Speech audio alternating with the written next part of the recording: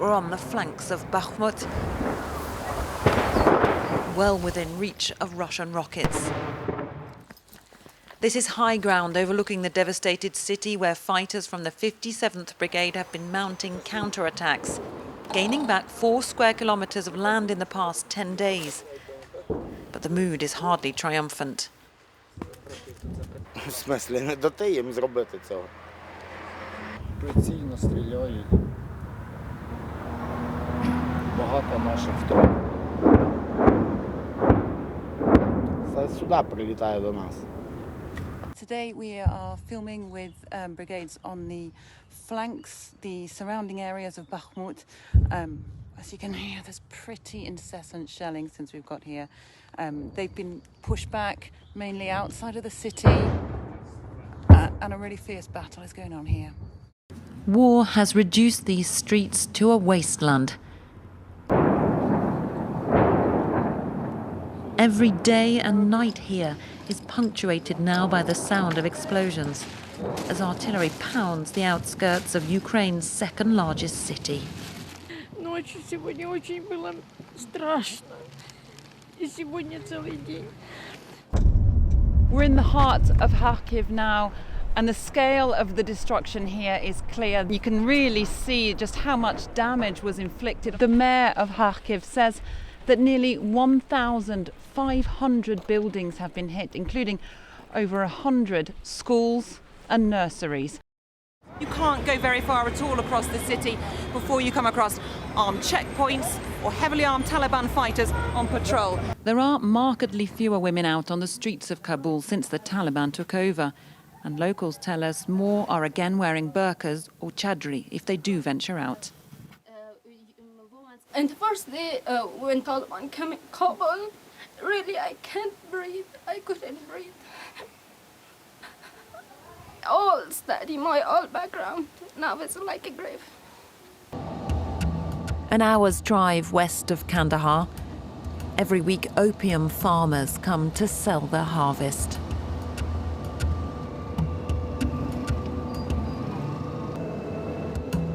Under the stalls, bags of opium paste, traders haggling for deals. As Afghanistan has slumped further into poverty, some here are taking heart-wrenching measures to survive. Fatima had to sell one of her 3 young children. We were hungry. We didn't have anything to eat. My elder daughter was admitted to a clinic for almost 2 or 3 months. We're 130 kilometres from the Libyan coast. 126 people, including 8 children.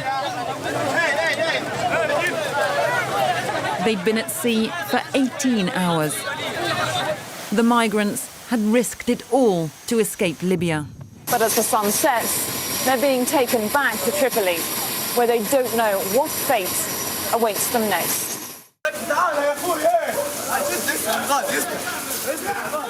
We're told migrants here often throw themselves back into the water to try and escape. Libya's immigration brigades decide to take the men away to overcrowded detention centres.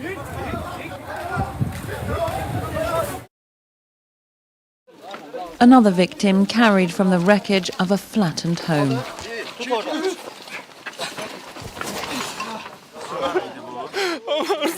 And crushing grief pours out onto the streets of Ganja, Azerbaijan's second city. And as the bodies keep on being pulled out of the rubble, we can see the clear human cost of this strike. Huge questions are going to come in the coming hours and days about the diplomatic costs as well. We've come to northeastern Nigeria, the birthplace of Boko Haram. It still has terror cells throughout this region and carries out frequent suicide bomb attacks. Ever since the huge fire ripped through Notre Dame, this ancient cathedral has been turned into a giant building site. Inside Notre Dame, the extent of the damage really becomes clear. You can see on the floor here behind me, that's from where the spire of the cathedral collapsed, fell through the roof and hit the floor on that fateful night. These were the most intense clashes between yellow vest protesters and police for several weeks. There were tense standoffs along the Champs-Élysées Avenue here. These clashes show there is still an anger simmering in France.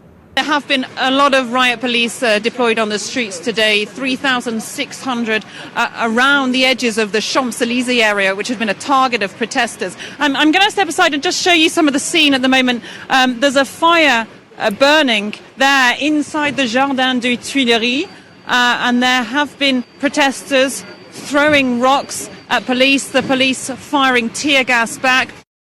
Catherine Norris Trent joins me now live from Paris with more on this. And Catherine, I was quite surprised that these nationwide mayoral elections are still going ahead as planned despite the lockdown.